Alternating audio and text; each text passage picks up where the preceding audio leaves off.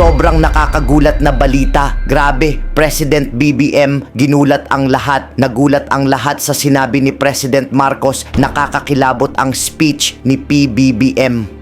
Ayon sa nakalap nating impormasyon, makapanindig balahibo ang SONA ng Pangulo. Nag-warning na kasi si President Marcos sa mga korap na huhuliin na sila pagkatapos ng SONA ng Presidente. Grabe, President BBM, ginulat ang lahat. Nagulat ang lahat sa sinabi ni President Marcos. Nakakakilabot ang speech ni PBBM.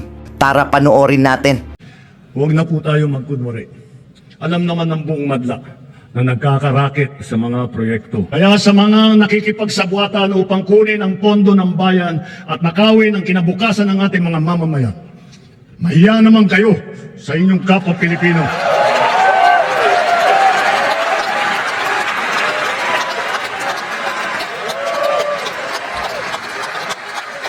Mahiya naman kayo sa mga kabahayan nating naanod o nalubog sa mga pagbaha. Mahiya naman kayo lalo sa mga anak natin na magmamana sa mga utang na ginawa niyo na binusan nila ng pera.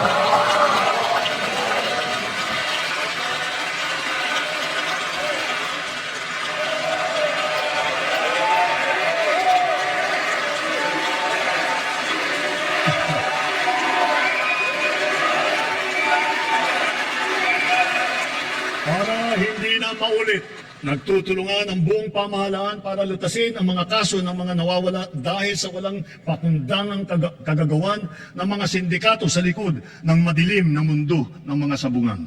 Hahabulin at pananagutin natin ang mga utak at mga sangkot, sibilyan man o opisyal.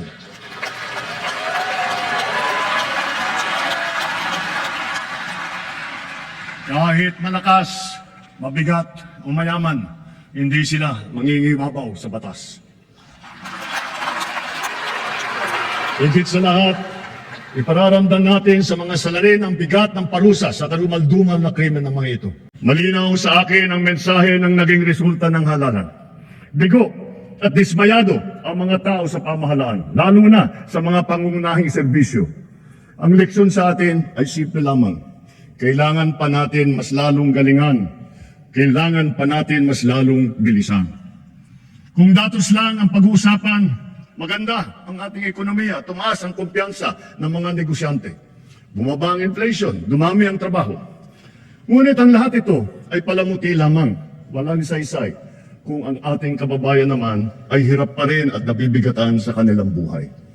Kaya sa huling 3 taon ng administrasyon, ibubuhos pa natin ang lahat-lahat, hindi lamang upang mapantayan, kundi mahigitan pa ang pagbibigay ginhawa sa ating mga kababayan.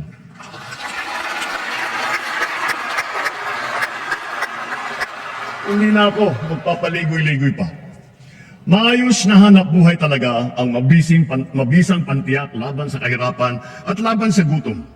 Dumarami ang mga nalilikhang hanap buhay sa ating bansa ngayon. Magpupursige ang DOLE, DTI, DSWD, kasama pati ang DOT at mga kaugnay na ahensya sa paghahanap ng paraan at ng mga oportunidad para sa natitirang 4% ng ating puwersang manggagawa na hanggang ngayon ay walang trabaho. Ipagpapatuloy natin ang pagbibigay ng puhunan sa mas marami pang negosyante para makapagsimula ng maliit na negosyo o micro-enterprise sa mababang interes at walang kolateral.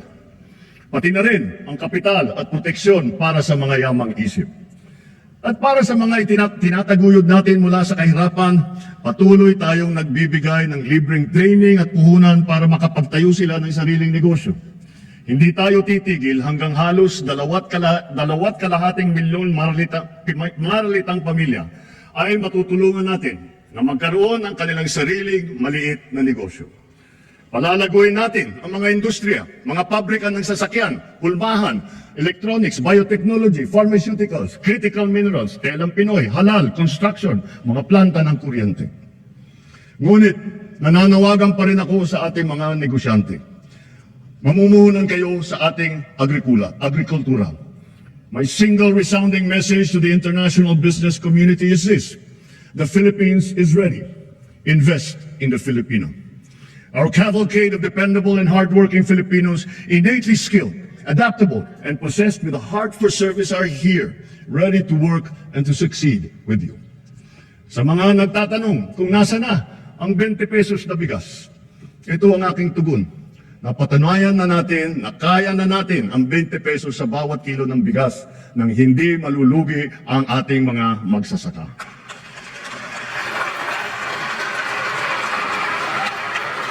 Kamakailan lamang ay matagumpay nating nailinsan ito sa Luzon, Visayas at Mindanao, kagaya sa San Juan, Pangasinan, Cavite, Occidental Mindoro, sa Cebu, sa Bacolod, sa Guimaras, Siquijor, Davao del Sur. At dahil sa ilalaan nating 113 bilyong piso upang panakasin ang mga programa ng DA, ilulunsad na natin ito sa buong bansa sa pamamagitan ng daan-daang kadiwa store at center sa iba't ibang lokal ng pamahalaan. Binabalaan ko ang mga trader na magtatangkang magmanipula ng presyo ng palay o ng bigas o manloloko ng mga magsasaka. Hahabulin namin kayo dahil ang trato namin sa inyong ginagawa ay tinuturing naming economic sabotage.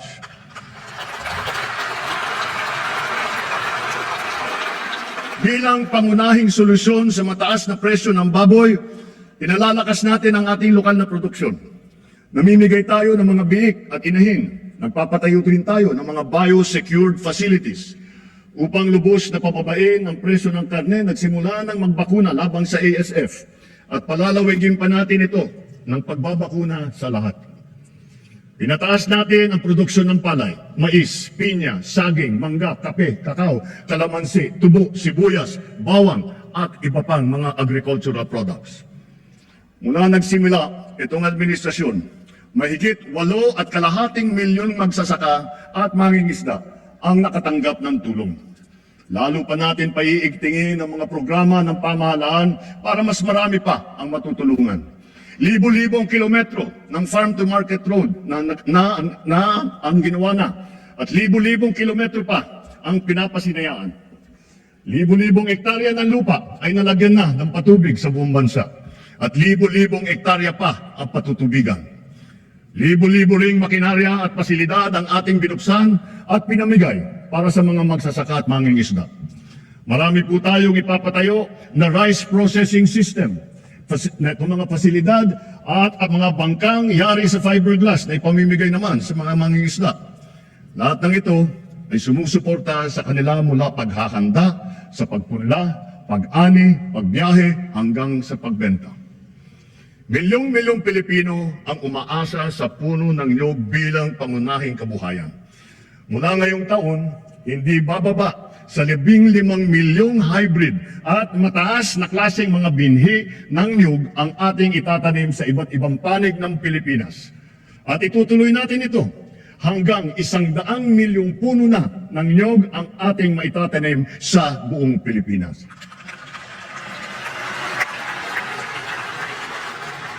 At upang lubos na pasiglahin ang industriya ng niyog, hihilingin natin sa Kongreso na amyendahan ang Coconut Farmers and Industry Trust Fund Act para naman maging mas angkop sa mga pangangailangan ng ating mga magsasaka. Bahagi lamang ito na ginagawa nating malawakan pagpapalakas ng iba't iba pang mga industriya. Kasama dito ang industriya ng asin, pagproproseso, pag-export ng niyog. Sa tulong ng DOST, ginagamit natin ang mga magagandang dulot ng agham tulad ng mga nadiskubre at nagawa ng ating mga siyentipiko at inventor. Pati na rin ang mga modernong pamamaraan tulad ng mga bagong binhi, pataba, makinarya at estratehiya gaya ng intercropping at off-season technique. Naghihintay din sa ating kabataan ang mga kurso, programa at mga scholarship sa larangan ng agrikultura upang ito ay kanilang gawing hanap buhay balang araw at may papagpatuloy ang marangal na kabuhayan ng kanilang mga magulang. At para sa susunod na ating salinlahi ng mga magsasaka, tiyak na magiging kanila na ng tuluyan ang lupang sinasaka nila. Kasalukuyang pinabibilis ng DAR ang pamamahagi ng mga CLOA at ng mga e-title, pati na yung mga COCROM bilang patunay na wala na ang utang ang mga benepisyaryo ng agrarian reform.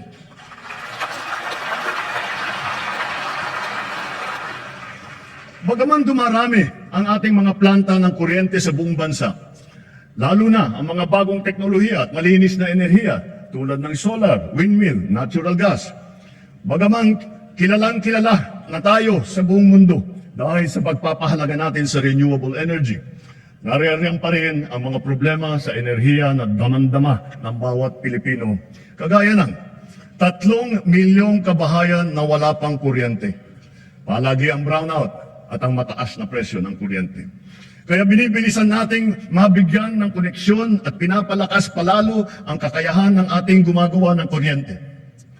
Pagpasok ng administrasyong ito, mahigit 5 milyon ang mga bahay na wala pang kuryente.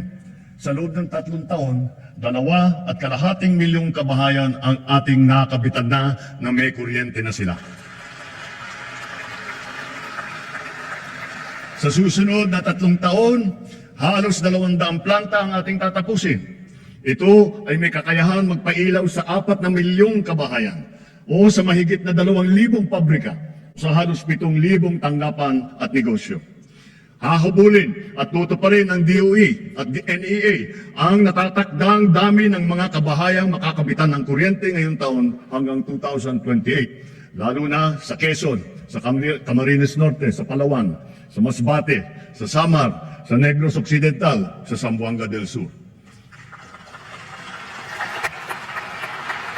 At sa pagtatapos ng 2028, dagdag na mahigit 1 milyong kabahayan pa ang magkakaroon na rin ng kuryente sa pamamagitan ng solar power home system. Para lalo pang makatipid ang ating mga kababayan at may pagbili ang anumang sobrang kuryente nila, isusulong na ng Department of Energy ang net metering program at pabibilisin din ng ERC ang proseso ng pag-aproba nito. Habang inaayos natin ang komplikado nating sistema ng enerhiya sa bansa upang maipababa ang presyo, pinapalawig pa natin ang lifeline rate. Bukod sa mga miyembro ng 4P, kasama na rin ngayon ang mga pamilyang nasa listahanan na maliit lamang ang kinikita at ang konsumo naman ay hindi lumalampas sa lifeline rate. Hindi ko palalampasin ang nangyari kamakailan sa Siquijor. Dahil sa malawakang brownout, napilitan pang magdeklara ng state of calamity sa lalawigan. Naperwisyo nito ang mga taga roon, ang kanilang turismo, kanilang negosyo, ospital, sari-saring serbisyo. Sa ginawa nating investigasyon, ano yung ating natuklasan? Mga expired na permit, mga sirang generator na halatang napabayaan, kaya sunod-sunod na bumibigay, mabagal na aksyon at kawalan ng maayos na sistema ng pagbili ng krudo at ng mga pyesa. Ipinag-utos ko sa DOE, NEA at ERC na pabalikin sa normal ang serbisyo ng kuryente sa Siquijor bago matapos ang taon. Titiyakin namin na may tatag agad ang mga pasilidad para sa pangmatagalang lunas sa kanilang problema sa kuryente. Hindi na dapat ito maulit-ulit. Iimbisigahan ang naging kapabayaan nito at ang iba pang mga katulad na kaso sa buong bansa. Dapat nilang ayusin ang pamamahala ng mga kumpanya ng kuryente at ipag-utos ang pag-refund kung kailangan. Tulad ng pagkain, nakasalalay ang buhay natin sa tubig. Marami tayong mga malalaking proyekto na nakalakat-latag para sa butihing supply at malinis na tubig sa buong bansa. Meron din tayo mga makabagong sistema upang salayin ang tubig at gawin itong malinis para mainom, lalo na para doon sa mga taga-isla. Ganun pa man, marami kaming natatanggap na reklamo na hindi man lang daw umaabot ang tubig sa kanilang mga gripo. Sa lawak ng reklamo, lampas 6 na milyong consumer sa buong bansa ang kasalukuyang naapektuhan. Nakita ko na ang report. Kaya't ginagawa ng LUWA ngayon ang mga mabisang hakbang laban sa palpak na serbisyo ng mga water district at kanilang mga joint venture partners.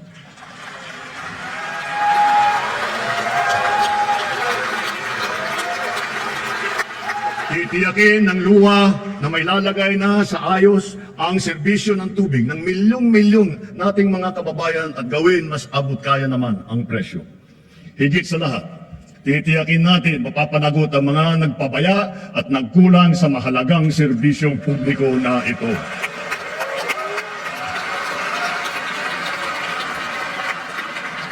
Malinaw sa atin ang tumambad na realidad tungkol sa ating mga kabataan ngayon. Ang kakulangan sa kaalaman at sa kakayahan, lalo na sa matematika, sa agham, sa pagbabasa at sa wastong pag-unawa. Ang mga nagda-drop out at mga hindi nakakapagtapos sa junior o senior high school, ang kalahating milyong bata na nagbabanat na ng buto. Kung tayo ang nagpupundar ng malaki para sa infrastruktura, mas malaki pa ang ipupundar natin para sa ating mga mamamayan. Ito ang pangunahing polisiya natin hanggang matapos ang administrasyon. Puspusan natin inaayos at pinapaganda ang ating sistema ng edukasyon. Sa lahat ng mga pinahahalagahan ng administrasyon, ito pa rin ang nasa rurok. Ngayong taon, sinimulan na natin ang Academic Recovery and Accessible Learning o ARAL program. At pinalalakas din natin ang Early Childhood Care and Development na hango. Ito ay hango sa dalawang mahalagang batas na ipinasa ninyo dito sa Kongreso. Maraming mag-aaral ang nakakaranas ng bullying o kaya ay nagdi-depress. Binabantayan din natin ang mental health ng ating kabataan.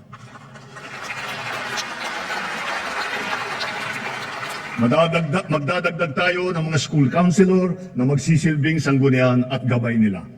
Naglaan tayo ng 1 bilyon para makapagtayo ng mahigit 300 barangay child development center at bulilit center sa buong bansa. At ang pinaka-priority ay yung mga nangangailangan na puo na malalayo. At pauna lamang yan, unti-unti nating tutugunan ang matinding kakulangan sa daycare center na nabinbin mula pa noong 1990.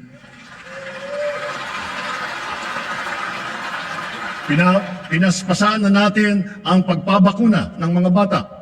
Sa DOH, kumplituhin na natin ang bakuna para matapos na sa lalong madaling panahon na kumpleto na lahat ng ating mga anak ay nabakunahan na. Sa ilalim naman ng bagong lunsad na Yakap Caravan, matitignan na ang kondisyon ng kalusugan hindi lamang ng mga mag-aaral, kung hindi pati na ang mga guro. Mabibigyan sila ng libreng medical check-up, libreng lab test tulad ng cancer screening at libre na gamot. Sa nakaraang 3 taon, halos 22,000 silid-aralan ang nabuksan na.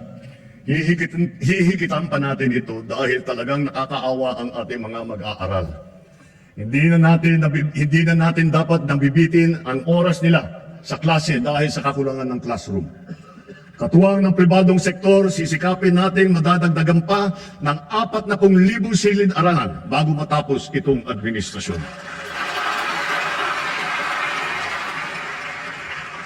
Maglalaan tayo ng sapat na pondo para rito. Alang-alang sa mga ating mag-aaral, hihilingin ko ang buong suporta ng ating Kongreso.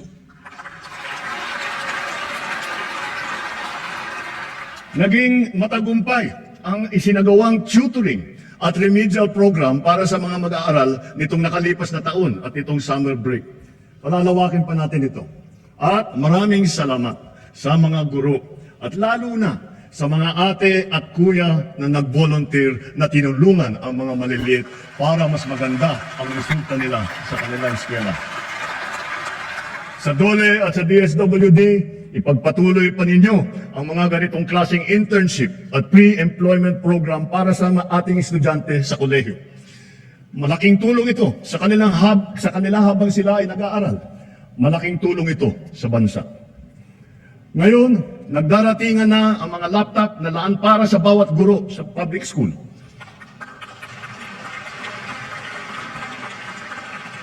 Iniyak natin na walang anomalya sa pagbili ng mga laptop na ito.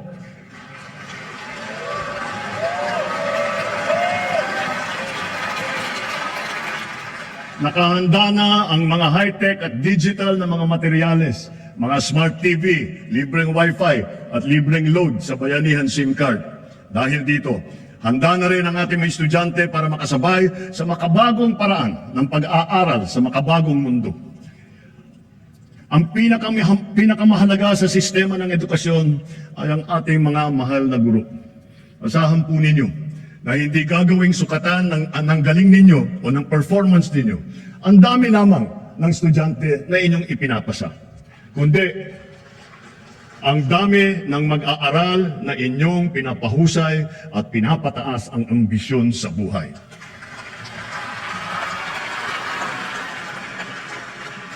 Hindi tayo tumitigil maghanap ng mga paraan upang pag-aanin kahit paano ang inyong pasanin sa araw-araw. Nagdagdag tayo ng 60,000 teaching item at nakapagbigay pa ng trabaho para sa ating mga lisensyadong guro. Tinanggal na natin ang halos 100 dokumentong kailangan ninyong atupagin noon na wala namang kinalaman sa inyong pagturo. Gagawin na rin nating digital ang mga natitira pang papel na kailangan ninyong asikasuhin. Para pwede na ninyong itong gawin online, diretso na mula sa mga bago ninyong laptop. At ngayong school year na ito, makakatanggap na kayo ng kabayaran para sa inyong teaching overload at para sa inyong overtime. Napatunayan na nating mabisa ang TechVoc. Kaya unti-unti nang pinapasok sa senior high ang TVET ng TESDA. Ibig sabihin nito, ang mag-aaral ng senior high school pa lamang, makakapili na siya kung bookkeeping, agribusiness, electrical, graphic design, ang kanyang napupusuang larangan. Diretsong pagka-graduate, pwede na kaagad na maghanap buhay kung gugustuhin. Dahil para na rin siya nakapag-aral sa TESDA na nakakuha ng NC2 or NC3. Kung tutungtong naman sa kolehiyo, nakahanda ang malaking pondo para sa pagtutustos sa libreng pampublikong edukasyon sa kolehiyo. Pati na rin ang mga subsidy at financial assistance para sa mas higit pang nangangailangan ng estudyante. Taon-taon, mahigit 2 milyong estudyante ang nakakapag-aral ng libreng kolehiyo sa bansa. Mula umpisa ng administrasyong ito, dinagdagan pa natin ng 260,000 estudyante ang nakinabang dito. Sa susunod na taon, maglalaan pa rin tayo ng halos 60 bilyong piso para sa libreng edukasyon sa pampublikang kolehiyo at sa TechVoc. Dumami din ang nabigyan ng scholarship sa TESDA. Nito lamang 2024, higit pa sa 200,000 ang nadagdag sa mga scholarship ng TechVoc. Sa mga kasama naman sa listahan ng NAT4P, itong susunod na 3 taon, bibigyan natin ng mataas na prioridad ang mga anak ninyong tutungtong sa kolehiyo. Kitang-kita natin ang bunga ng mga programang ito. Napakataas ngayon ng bilang ng kabataan nating pumapasok sa kolehiyo o sa TESDA. Pilipinas na ang pumapangalawa sa buong ASEAN sa dami ng mga kabataang pumapasok sa kolehiyo at sa TechVoc. Mas marami na rin ang nakakapagtapos. Kaya mga magulang, sulitin na ninyo ang mga pagkakataong ito. Dahil hangad natin na sa lalong madaling panahon, ang bawat isang pamilya ay may anak na nakapagtapos ng kolehiyo o sa TESDA.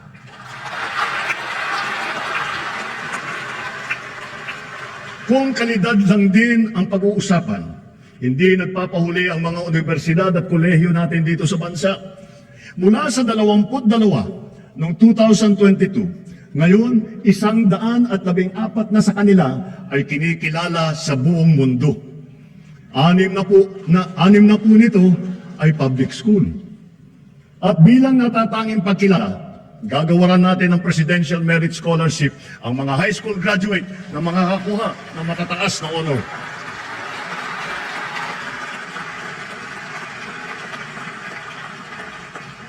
Walang humpay nating ipinapatupad ang mga programa sa pagsusugpo sa kahirapan at patungkol sa kalusugan at nutrisyon ng mamamayan. Tuloy-tuloy pa rin ang ating programang 4Ps. Hangad din natin na amyandahan ang batas ng 4Ps upang matiyak na talagang sapat ang panahon para maitaguyod ang kanilang paghihirap. Maitaguyod sila sa ang mga mahihirap. Mula nang nagsimula itong administrasyon, mahigit 5 milyong kabahayan ang nagbenepisyo sa conditional cash grant ng 4P. Mas maganda pa ang balita na sa 3 taon, halos 1.5 milyong pamilya ang gumanda na ang buhay. Kaya nakakapag-graduate na sa program ng 4Ps. Batid natin lahat ang mga kababayan natin na namumuhay sa lansangan. Sila ang pinakanangangailangan ng tulong ng pamahalaan. Sa ating mga LGU, hanapin ninyong lahat na ipasok silang lahat sa 4Ps at sa iba pang mga programa ng DSWD. Para naman, maitaguyod natin sila at magsimula na ang kanilang paglakbay tungo sa pag-unlad ng kanilang buhay. Sa ikalawang taon ng ating Walang Gutom program, mabibigyan ng tulong ang 600,000 pinakanangangailangang kabahayan sa kanilang nutrisyon. At sa 2027, dadamihin pa natin sa 750,000 kabahayan ang maaabot ng feeding program natin. Pinapagpatuloy ng DSWD at ng DepEd ang feeding program nila para sa mga daycare center sa pampublikong paaralan at nakapagbigay ng masustansyang pagkain at gatas sa mahigit 3.2 milyong mag-aaral sa buong bansa.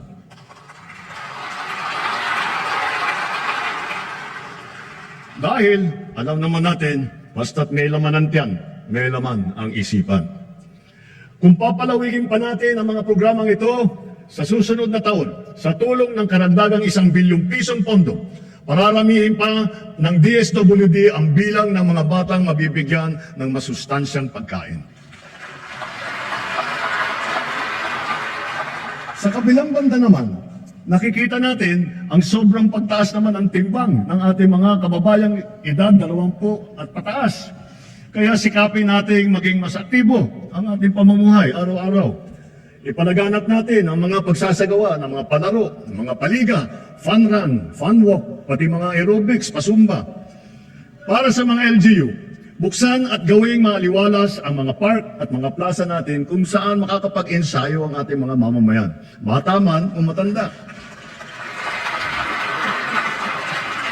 Magpatupad tayo ng mga car-free Sunday, tulad ng ginagawa sa ilang lungsod na dito sa Metro Manila, sa Baguio, sa Cebu, pati sa Iloilo at Davao.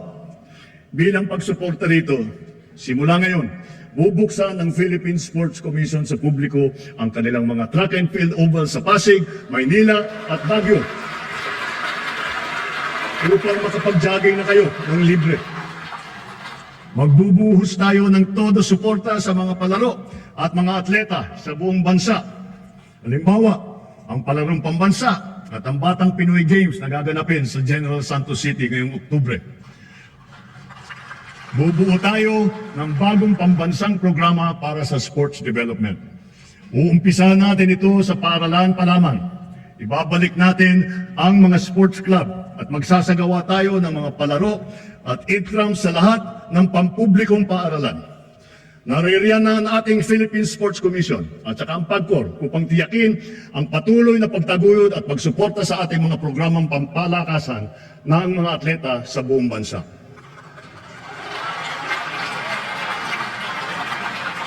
Dahil sa mga ito, ang ating kabataan ay maagang namumulat sa sport, umuhusay at tumataas ang kumpiyansa.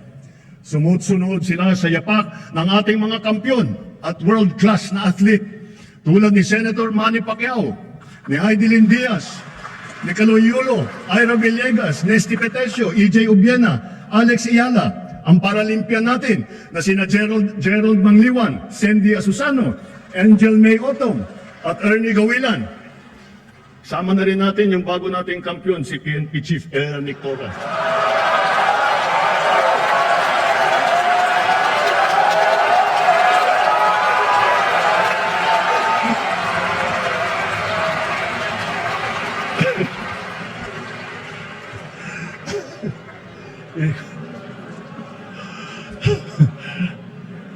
Gulat si Chief PNP.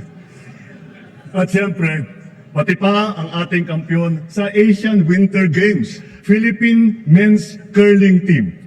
Akalain mo nga naman, walang winter dito sa Pilipinas. Napatunayan pa rin natin na kaya natin maging kampiyon sa Winter Games.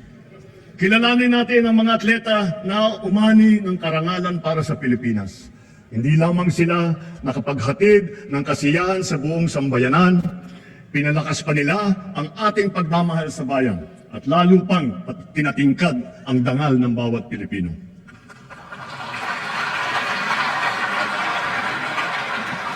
Dito sa atin, mahal magkasakit. Mahal ang gamot. Kulang ang paggamutan. Walang doktor, lalo na sa mga liblib ng mga bayan. Kaya mula nang nagsimula ang administrasyon, ito ang tinutukan natin. Kasama ng edukasyon at pagsugpo sa kahirapan. Sa loob ng 3 taon, pinarami natin ang mga pampublikong ospital at specialty center. Nariyan na rin ang 53 bukas center sa 32 lalawigan sa bansa. May libreng check-up, x-ray, lab test at iba pa. Ito ay para sa agarang serbisyong outpatient na hindi na kailangan magpa-confine pa sa ospital. Asahan ninyo, marami pa ang ating bubuksan na bukas. At nasisiyan ako nang makapag-report na sa kauna-unahang pagkakataon, ang bawat bayan po sa Pilipinas ngayon ay may doktor. Mayroon ng magiging tagapag-alaga. Mayroon ng tagapag-alaga ng kalusugan ng mamamayan sa inyong lugar. Lahat po tayo ay miyembro ng PhilHealth. Pinataas at pinaganda na rin natin ang mga benepisyo. Lalo na para sa mga karamdaman na laganap dito sa ating bansa. Kapag kayo po o ang inyong kapamilya ay may sakit sa puso, huwag po kayong mag-alala. Covered na po sa PhilHealth ang pagpapagamot ninyo para sa atake sa puso, sa open heart surgery, heart valve repair o sa replacement. At may cancer assistance fund po tayo. Pandagdag para sa pagpapagamot ng mga cancer patient natin. May pondo rin para sa bakuna laban sa human papilloma virus na nagiging sanhi ng maraming klase na cancer. Para naman sa ibang klase na cancer na hindi sakop ng PhilHealth, meron po din tayong nilaang 1 bilyon at 700 milyong piso para pambili ng mga kinakailangang gamot para sa ating mga pasyente. Sa mga nagdadialysis, ang mga session ninyo na 3 beses sa 1 linggo, libre na sa buong taon.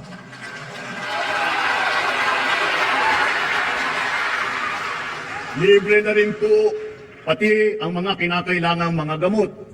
Kung kakailanganin man ng kidney transplant, inakyat na natin ang limit hanggang 2,100,000 piso mula sa dating 600,000 piso. At ngayong taon, covered na rin ng PhilHealth ang mga serbisyo at gamot pagkatapos ng operasyon ng kidney transplant.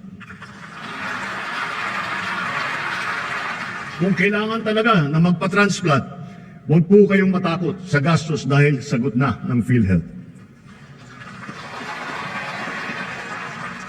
At kung magkasakit na malubang dengue ang inyong anak, itinaas po natin sa 47,000 piso ang sagot ng PhilHealth. Ang pagtatanggal ng katarata ay inakyat na rin ang limit sa 187,000 na piso mula 16,000 piso. Pati ang mga sari-saring serbisyong outpatient kasama rin po ngayon ang PhilHealth. Kapag may kailangan kayong dalhin sa emergency, huwag po kayong mag-atubiling itakbo sa ospital. Covered na rin po yan ng PhilHealth.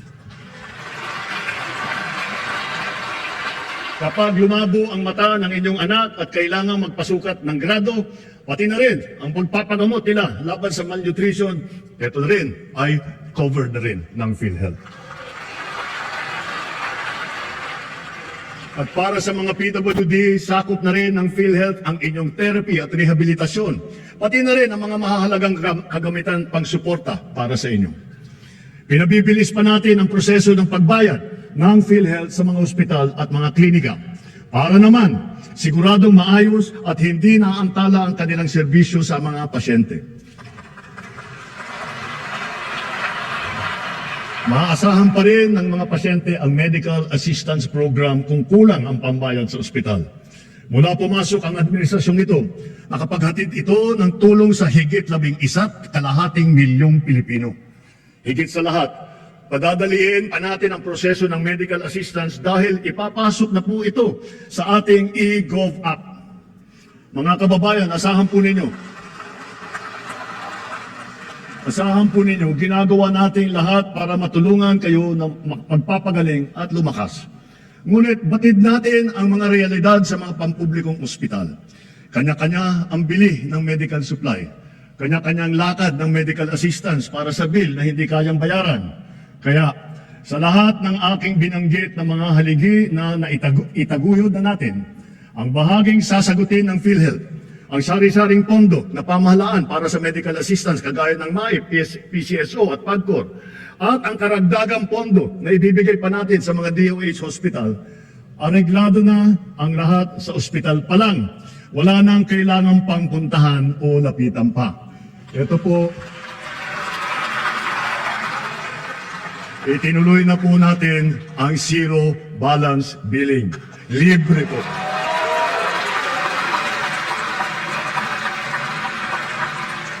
Ibig sabihin, ang serbisyo sa basic accommodation sa ating mga DOH na ospital, wala nang babayaran ang pasyente dahil bayad na ang bill ninyo.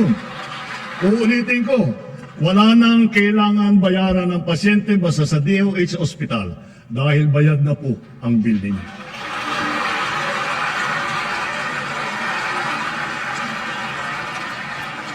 Asahan ninyo, magpapatuloy ang malawakang programang pang-infrastruktura ng administrasyon. Ang mga naglalakihang proyekto ay nakalatag sa buong kapuluan. Mga daan, tulay, tren, paliparan, pantalan, patubig at murang pabahay. Ilan dito matatapos ngayong administrasyon na ito? Ang iba naman, makukumpleto pa at mararamdaman ang dalang ginhawa pagkatapos pa ng aking termino. Nagpupundar po kasi tayo para sa kinabukasan. We are not building only for today. We are building also for tomorrow.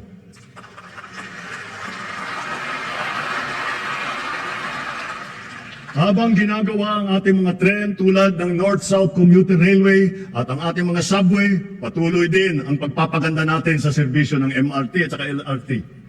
Ang dating 20% diskwento sa LRT at MRT para sa PWD, sa senior at sa estudyante ay tinaas na natin sa 50% na diskwento.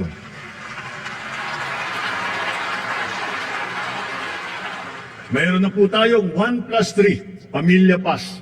Ito ay tuwing linggo para naman may konti pang matitipid ng pamilya sa kanilang pamamasyal at sa kanilang pagsimba. Ang tinatawag na dahil ng mga tren na binili noong pang 2014 at hindi pa nagamit ay sinimulan na nating mapaganda at mapatakbo sa MRT. Halos 50 dagdag ng karwahe ang natenga ng 10 taon. Sayang yung pera, sayang yung isang buong dekada. Pero ngayon, naayos na natin. Ang 3 bagon ay nagagamit na ngayon. Asahan ninyo, ang ilan sa 45 ay magagamit na rin natin bago matapos ang taong ito. At ang iba pa ay susunod sa susunod na mga taon. Magtatanong ako sa iba sa inyo, naalala pa ba ninyo yung tinatawag nating love bus? Ito yung popular na pampublikong bus sa Metro Manila na sinimulan noong 1970s. Ngayon, hindi lang natin ibabalik ang love bus, gagawin pa natin itong libre.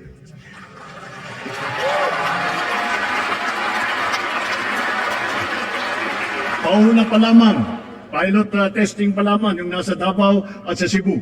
Susundan pa ito ng ibang mga lugar sa Visayas at sa Mindanao. Bago matapos ang taon, magsisimula na ang Bataan Cavite Interlink Bridge. Ang tulay na ito ay 32 kilometro ang haba na tumatawid na ang Manila Bay. Kung ang biyahe ngayon mula Mariveles hanggang Naik ay umaabot ng 5 oras, balang araw ito ay magiging 45 minuto na lamang.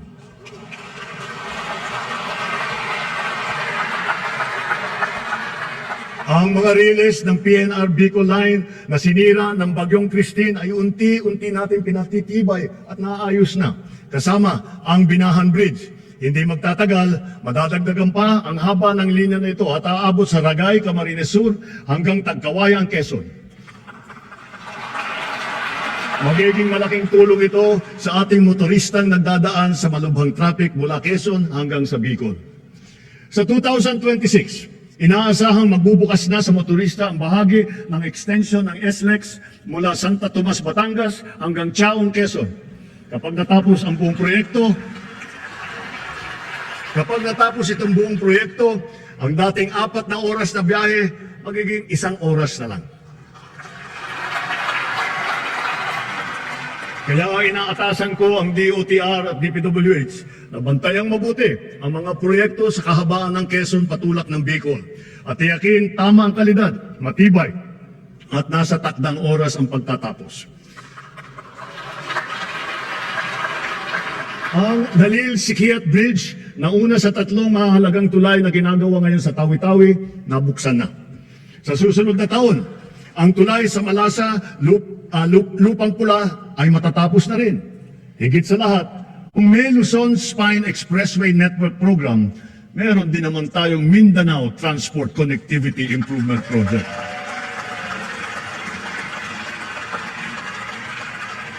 Sa proyektong ito, aayusin natin ang mga pangunahing daan na nag-uugnay sa Cagayan de Oro, sa Davao, General Santos na may haba na 428 kilometro.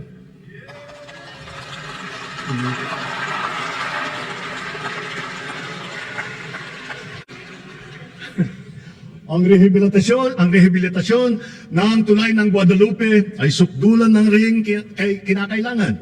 Nasa Senado pa ako, pinag-uusapan na ito. Hindi ko papayagan tumuwid pa ito sa susunod na administrasyon. Kaligtasan na ng publiko ang nakataya.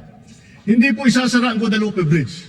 Gagawa muna tayo ng detour bridge sa magkabilang gilid bilang pansamantalang daanan. Kapag nagawa na at nabuksan na ang detour bridge na ito, doon pa lamang sisimulan ang trabaho sa main bridge. At sa kabila ng mga higanteng tulay na ito, huwag natin kaliligtaan ang mga hanging bridge sa iba't ibang lugar sa ating bansa. Mahalaga ang mga ito sa pang-araw-araw na buhay ng publiko, lalo na yung mga guro at ating mga estudyante. Ilan ang nababalitaan kong insidente na pagbagsak ng mga tulay na ganito.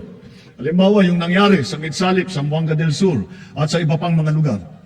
Kawawa naman ang mga kababayan natin walang kamalay-malay na nabiktima at nasasaktan. Na pawang mga batang mag-aaral at kanilang mga guro. Sa DILG, DPWH at OPAPRO, buntahan ninyong lahat ng mga ito at suriing mabuti ang kondisyon. Sa tulong ng pamana at iba pang mga programa, ayusin at kumpunihin natin agad lahat sila. Sa mga proyekto, hindi natin papayagan at palalampasin ang mga katiwalian sa pangangasiwa. Ang kapalpakan sa pagdisenyo at sa pagkakagawa, ang mababang kalidad at marupok na materyales, ang pagkaantala ng proyekto, at ang kapabayaan sa tamang pagmentina at pagkumpuni. Halimbawa, sa Kabagan, Santa Maria Bridge na sa Isabela, sinimulan noong 2014, ginastusan ng taong bayan ng 1 bilyon, 10 taon tinayo. Nung binuksan, ilang araw pa lang, giba na agad. Napakamahal, ang tagal ginawa, ang bilis na sira. San Juanico Bridge naman, 50 taon na nakatayo pa rin hanggang ngayon. Ganun siya katibay. Ngunit nakaligtaan naman ang wastong pagmentina at pagkumpuni sa pagdaan ng mga dekada. Nalagay patuloy sa panganib ang publiko. Hindi po dapat ganito. Sa Build Better More, hindi ang kapakanan, higit ang kapakanan at kaligtasan ng mamamayan ang napakamahalaga. At ang mga proyekto, tama dapat ang disenyo. Mataas dapat ang kalidad, natatapos sa takdang oras, at naaalagaan at namimintina na mabuti. Napakahalaga ng internet sa ating pagtahak patungo sa bagong Pilipinas. Kaya nitong padaliin at baguhin ang pamumuhay ng ating mga mamamayan. Hindi lang ito para sa may kaya o para lamang sa mga bata. Ito ay kailangan na lahat. Natapos na ang Phase 1, 2 at saka 3 ng ating National Fiber Backbone Project na magpapalakas at magpapabilis sa ating internet. Kasabay nito, patuloy pa natin pinalalawig ang libreng Wi-Fi sa buong bansa. Noong Hunyo ng 2022, mga 4,000 free Wi-Fi sites lang ang meron tayo. Ngayon, halos 19,000 ang free Wi-Fi sites sa buong bansa.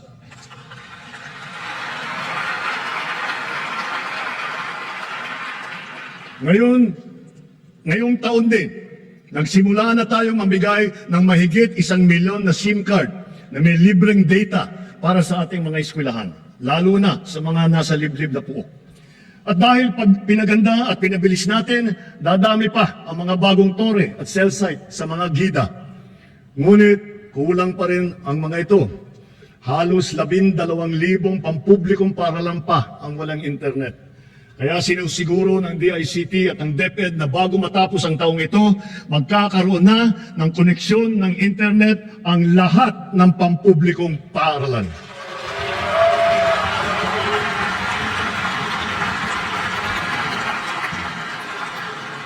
Mula nang inilunsad ito noong 2023, ang eGov app ay nagana, nagagamit at napapakinabangan ng ating taong bayan. Patuloy pang dumarami ang serbisyo tiyak na praktikal sa bawat Pilipino. Ngayon, mahigit 40 serbisyo ng pamahalaan kasama ng mga LGU ang nasa eGov app. Gamit ng app, maaari nang gawin at ayusin ang sari-saring mga serbisyo at proseso ng pamahalaan na dati ay pinipilahan pa natin ng ora-orada. Ang renewal ng driver's license para sa PhilHealth, para sa Pag-ibig, para sa GSIS, yung mga dokumento na kailangan ng ating mga OFW, sa immigration at customs, sa declaration sa airport, kahit ang paggawa ng biodata hanggang paghahanap ng trabaho. Mga government ID natin, kasama ng national ID at marami pang iba. Hindi magtatagal, magkakaroon na rin para sa NBI clearance, beep card para sa MRT at saka LRT, at e-tin na galing naman sa BIR. Kaya i-download nyo na po ang eGov app. Sa pinagsama-samang serbisyo sa isang mobile app, ang pamahalaan ay talagang mas malapit na at nasa inyo ng mga kamay.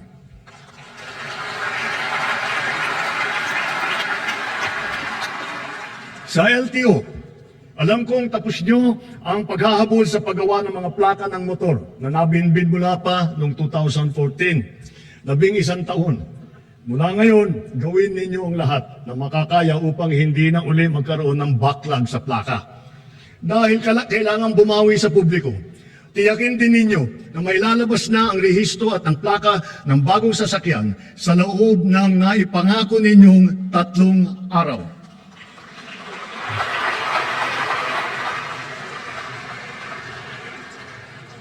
Ang kapayapaan ay mahalagang pundasyon ng bagong Pilipinas. Kaya pinapatatag natin ito kasabay ng ating pag-unlad. Patuloy tayo sa pagpapatibay ng ating kapulisan at sandatahang lakas. Ang mga armamento, sasakyan, pandigma at sandata ng ating kapulisan at sandatahang lakas ay patuloy na natagdagan. Angkop sa layuning modernisasyon at komprehensibong pagtanggol ng ating kapuluan. Ang libo-libong mga nag-alsa dati laban sa pamahalaan, nagbagong buhay na at nagbabalik loob na. Tinataguyod natin kasama ang kanilang pamilya. Katuwang ang pribadong sektor, pinapaunlad din natin ang kanilang pamayanan at naglalatag tayo ng mga daan, patubig at marangal na hanap buhay. Bukod sa programang panghanap buhay, nagpagawa tayo ng mga health station, mga silid-aralan, mga water system, street light, na ngayon napapakinabangan ng mahigit 13 milyong Pilipino na ngayon ligtas na mula sa kaguluhan.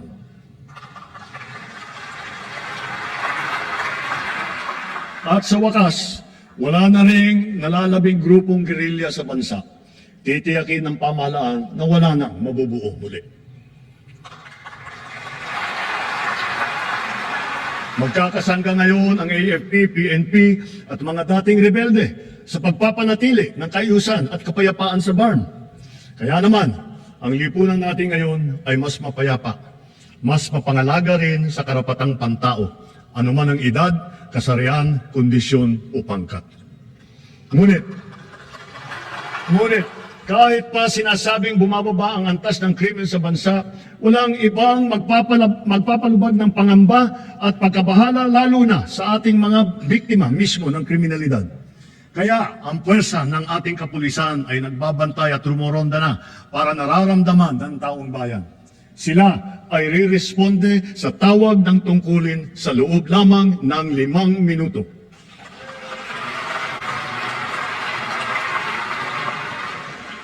Nagtutulungan ang buong pamahalaan para lutasin ang mga kaso ng mga nawawala dahil sa walang pakundangang kagagawan ng mga sindikato sa likod ng madilim na mundo ng mga sabungan. Hahabulin at pananagutin natin ang mga utak at mga sangkot, sibilyan man o opisyal.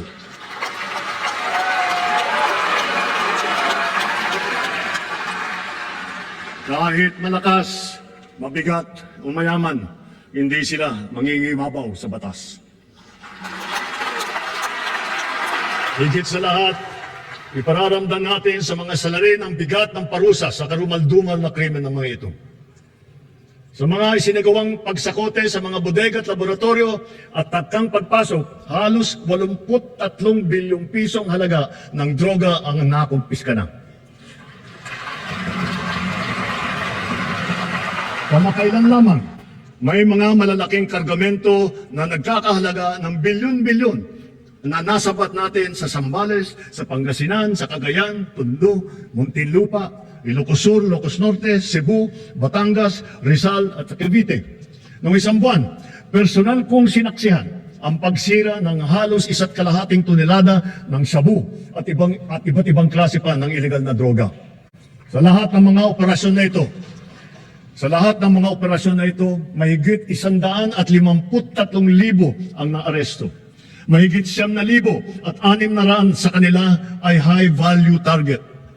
Ang pinakamasaklap, mahigit 677 sa kanila ay kawani ng pamahalaan. Mahigit 100 ay halal na opisyal. Mahigit 50 ay pulis. Sa 3 taon lamang, halos mapantayan na ang kabuwang huli ng nakaraang administrasyon.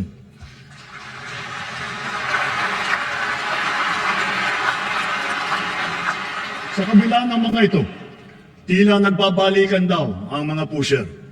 Kaya patuloy ang ating mga operasyon laban sa mga drug dealer, sila man ay big time o small time. Ngayon, masasabi natin na mataas na ang tingin ng buong mundo sa Pilipinas. Dahil maayos, patas at mahinahon tayong nakikitungo sa iba't ibang mga bansa. Tumutupad din tayo sa ating mga kasunduan at sa mga batas at panuntunan ng pandaigdig na komunidad. Nagpapasalamat tayo sa ating mga magigiting ng OFW dahil sa kanila na ipamalas ang angking galing, kabutihan at puso ng Pilipino sa lahat ng sulok ng daigdig. Sa harap ng mga bagong banta sa ating kapayapaan at soberanya, mas maigting ngayon ang ating paghahanda, pagmamatsyag at pagtatanggol sa ating sarili. Ganun pa man, tayo pa rin ang nagtitimpi at nananatiling nagpapasensya, lalo na sa pagtanod sa ating buong kapuluan at sa pangangalaga sa ating interes. Subalit ngayon, mas pataas pa ang ating kumpiyansa dahil mas marami na tayong mga kasangga na magiging kabalikat natin sa oras ng matinding pangangailangan. Then as now, our foreign policy remains the same. The Philippines is a friend to all. The Philippines is an enemy to none. That will be our main focus as we, the Philippines, host the ASEAN Summit in 2026.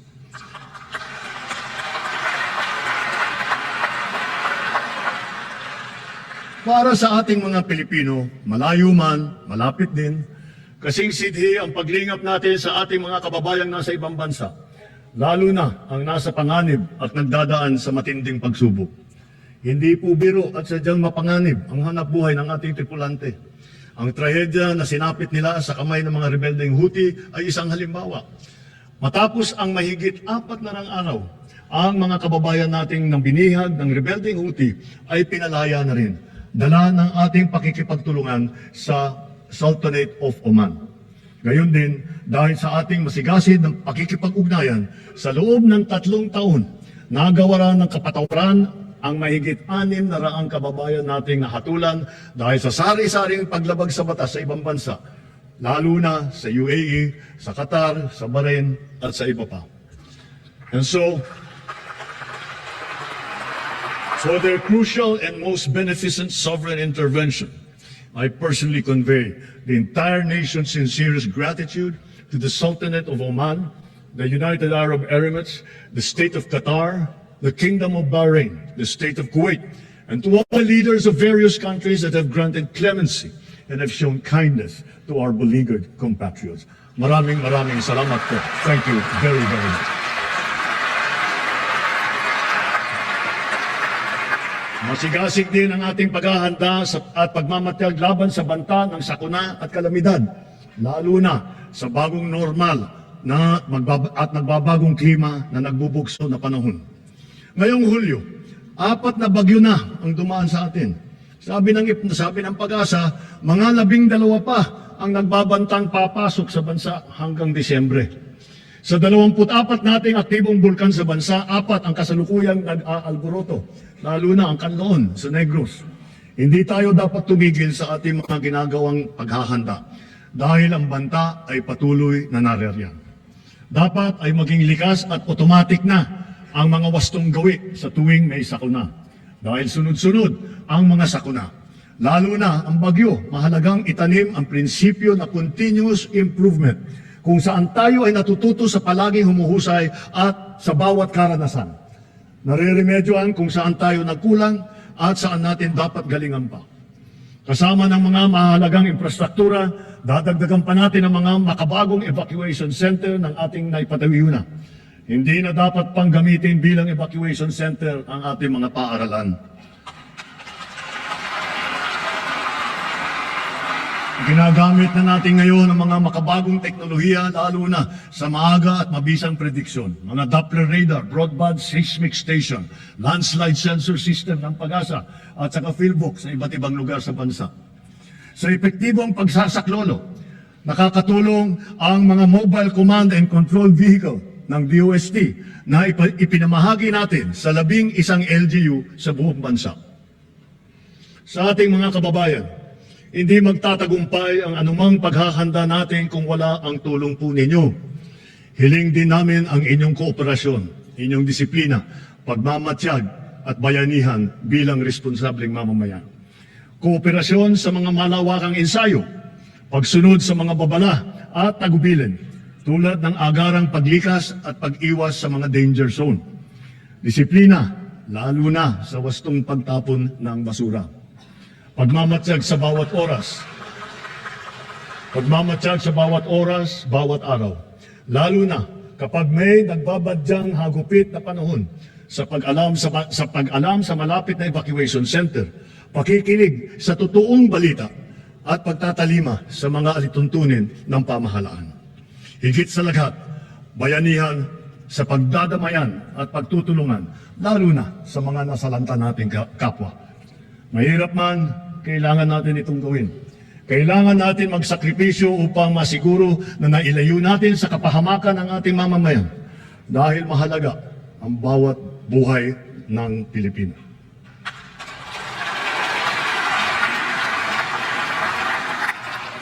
Kamakailan lamang, nag-inspeksyon ako sa naging epekto ng habagat ng bagyong Krising, Dante at Emong.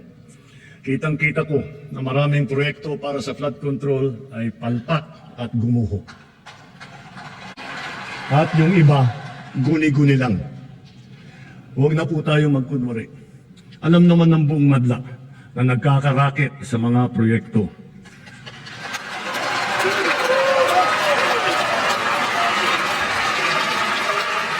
Mga feedback, mga initiative, errata, SOP, for the boys. Kaya sa mga nakikipagsabwatan upang kunin ang pondo ng bayan at nakawin ang kinabukasan ng ating mga mamamayan, mahiya naman kayo sa inyong kapwa Pilipino.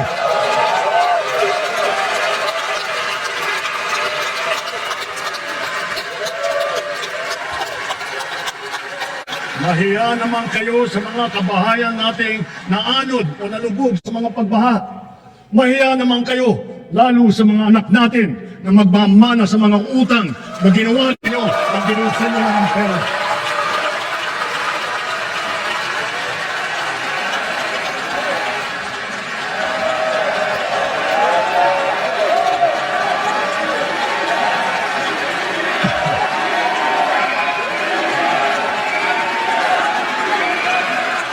Para hindi na maulit, so that this will not happen again. First, the DPWH will immediately submit to me a list of all flood control projects from every region that were started or completed in the last 3 years. Second, the Regional Project Monitoring Committee shall examine that list of projects and give a report on those that have been failures, those that were not finished, and those that are alleged to be ghost projects.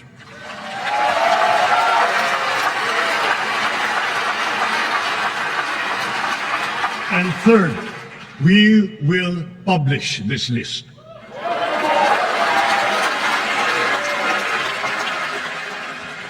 Isa sa publiko natin ang listahang ito. Kaya ang publiko na saksi sa mga proyektong ito ay malayang suriin ang listahan at magbahagi ng kanilang nalalaman para makatulong sa ating investigasyon.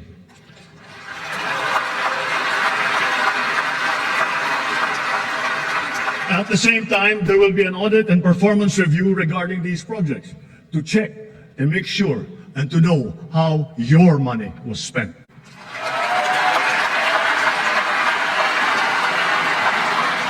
Sa mga susunod na buwan, makakasuhan ang lahat ng mga lalabas na may sala mula sa investigasyon, pati na ang mga kasabwat na kontratista sa buong bansa.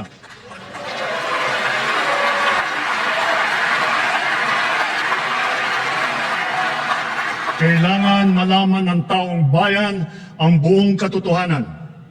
Kailangan may managot sa naging matinding pinsala at katiwalian.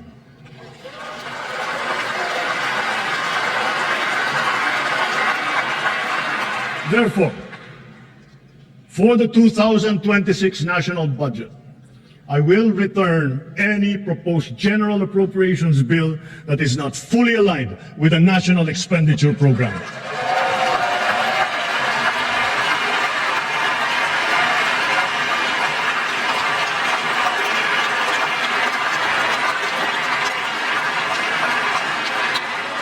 And further, I am willing to do this even if we end up with a reenacted budget.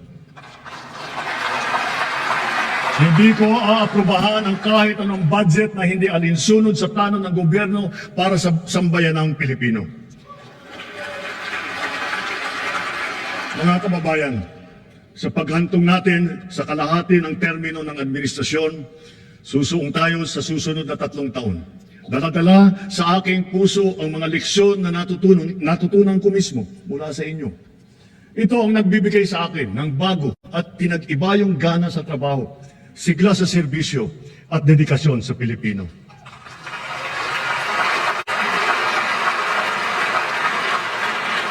Huwag nating hayaang malihis ang ating pagtuon at pagtahak sa landas ng kaunlaran dahil nasa abot tanaw na natin ito. Ito ang ating dapat na pagtulungan.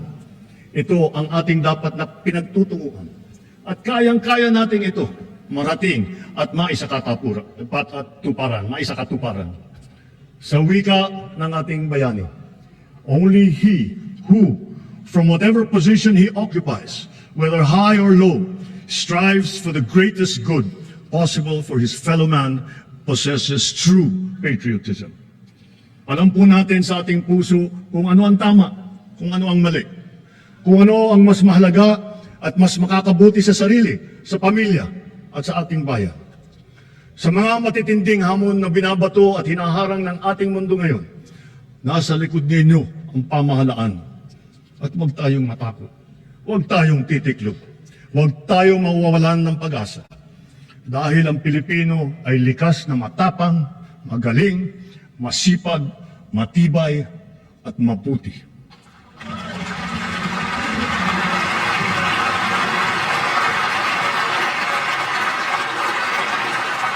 Mga kababayan, tayo ito. Tayo ang bagong Pilipino. Mabuhay po kayo at magandang gabi po sa inyo lahat.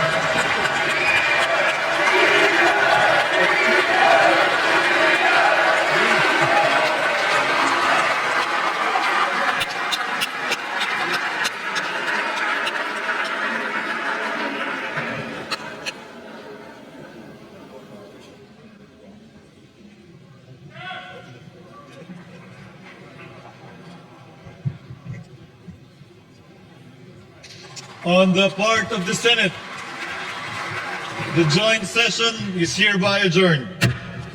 On the part of the House of Representatives, the joint session is adjourned. Ngayon, ikaw, bilang Pilipino, ano ang masasabi mo at reaksyon sa balitang ito? Mag-iwan ka ng komento sa ibaba at atin pong babasahin isa-isa.